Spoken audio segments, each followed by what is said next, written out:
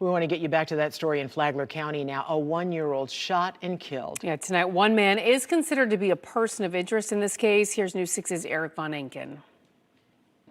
The sheriff tells us that 8 people were living inside this house, but he says none of them is telling him exactly what happened here last night that led to a frantic 911 call, bringing out deputies, finding the little girl shot in the head who died at the hospital. Oh, it was very unnerving. Even just hearing what I heard was traumatic. Teddy Siebert says the gunshot on her street and then the screaming last night just before midnight woke her up. The way the woman was screaming, I knew in my mother's heart that it was a child. It was an 18-month-old, the sheriff says, shot in the head, but by whom? The little girl did not touch the gun, Sheriff Rick Staley says. There's different levels of manslaughter, different levels of homicide, and you can have an accidental death and it be a negligent homicide.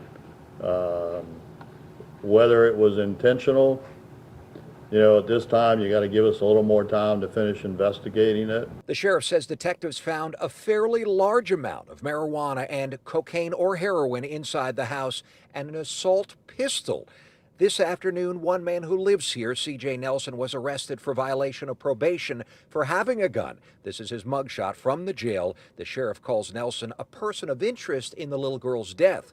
Court records show Nelson was first arrested in November and convicted in April for possession of marijuana and carrying a concealed firearm without a permit. That's what landed him on probation in the first place. Ma'am, a child, as you know. Understand that, but I told you before not to report me. No one at the house wanted to speak to us. They spent most of today packing up and leaving, taking their things and another small child from the home. And I asked the sheriff several times for specifics on Nelson. Did Nelson fire that fatal shot last night? Did the shot even come from his gun?